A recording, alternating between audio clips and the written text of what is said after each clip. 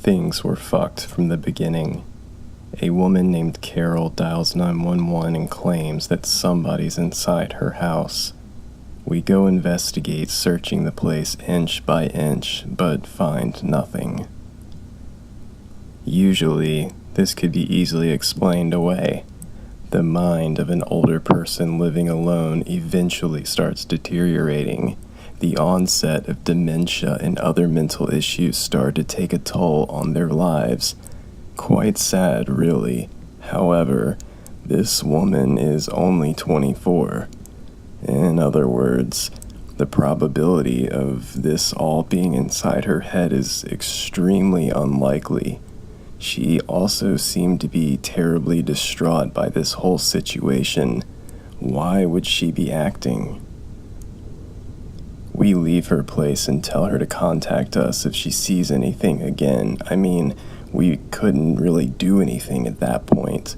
We were somewhat surprised when we got another call from her the very next day. We drive down there and search the house again. We find nothing again. Problem is, the house seems different this time. Almost as if there were some subtle detail that made it a separate place from the one we were in yesterday. My partner, Beck, says that he noticed it as well, but doesn't quite understand what's wrong. We decide not to say anything about this as we tell Carol that we came up with nothing. However, she tells us to stay. I recorded him, she says.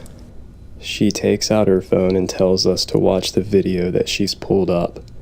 It was footage of her in the house. She's running around, breathing frantic, and then we see him, a large figure covered head to toe in what appears to be a black bodysuit.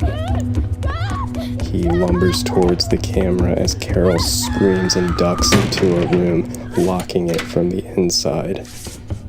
There's a few bangs on the door before we can hear footsteps walking away. We don't know how to react to this footage, but we try anyways. We come to the conclusion that the man must have left once Carol got behind the door. However, the front door was locked when we came and Carol told us that she hadn't left the room. Did he also have the keys to her house?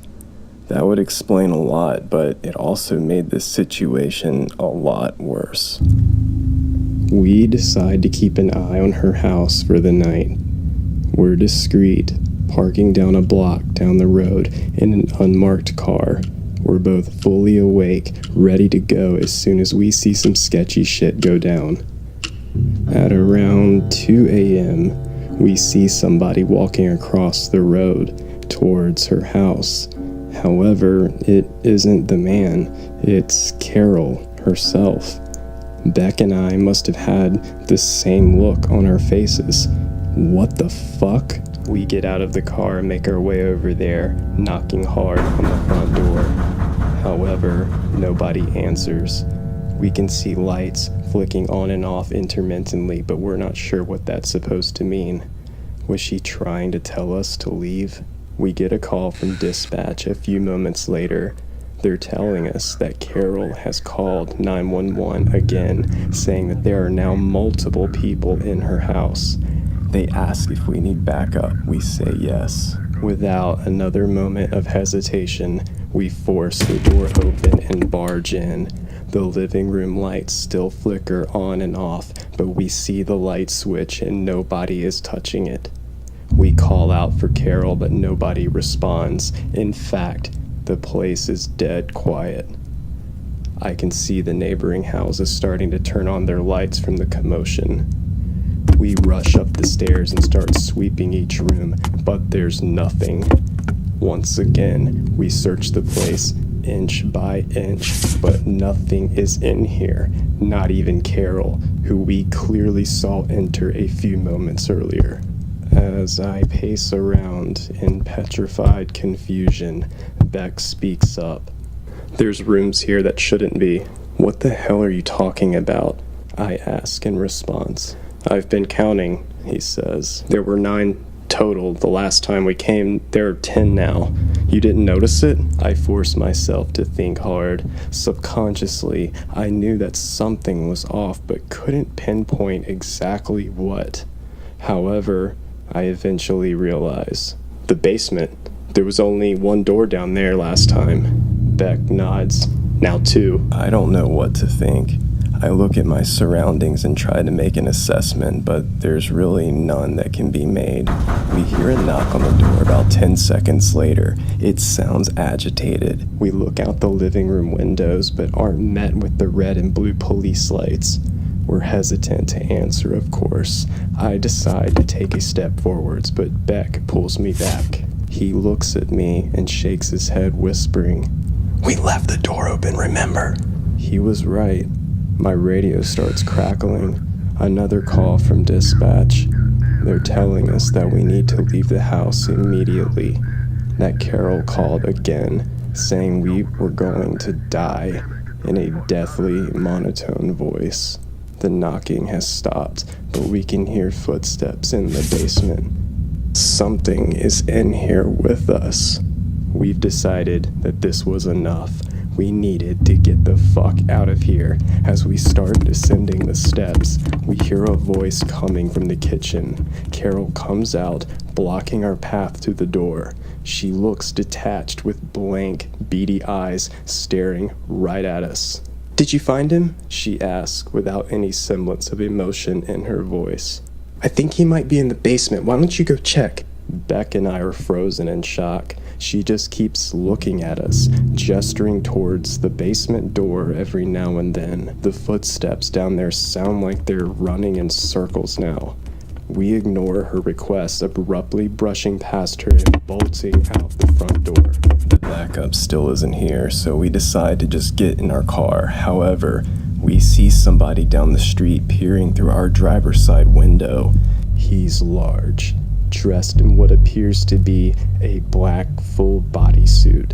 He looks away from the window and directly at us. It's hard to tell from this far, but the suit doesn't seem to have any eye holes. Beck speaks up. "Sir, please step away from the vehicle." His voice cracks in the middle of the sentence. He's terrified.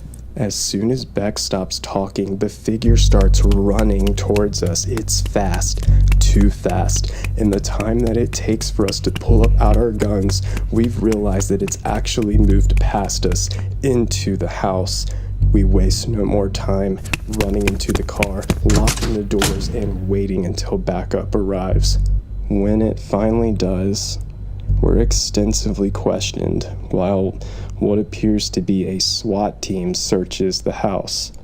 However, it isn't the police chief asking us.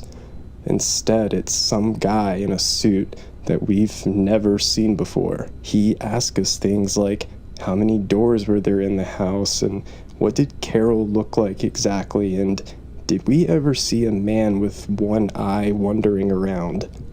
We answer inconclusively to pretty much all of them. We have no idea what the hell's going on. At one point, we see SWAT members carrying multiple stretchers outside and loading them into their truck. Not an ambulance, mind you, but their own truck.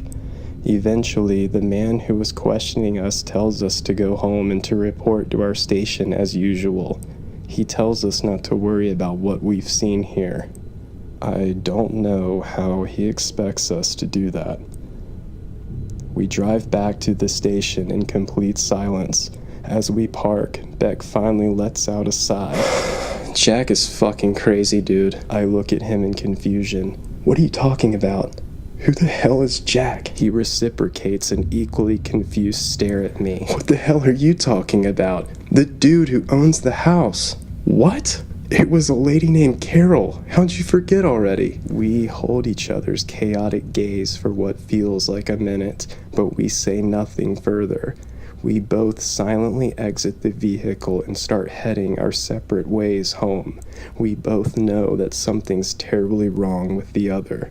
I try not to think about it too much as my head hits the pillow. I manage to drift off to sleep about 3 hours later, only to be woken up immediately by the telephone. Barely coherent, I answer it. Hello?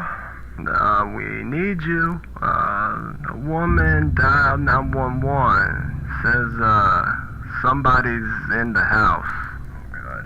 My heart sinks slightly, but The address. it sinks completely when he tells me the address. Because it's Carol's. I hang up the phone and slump into bed. I just want this nightmare to end.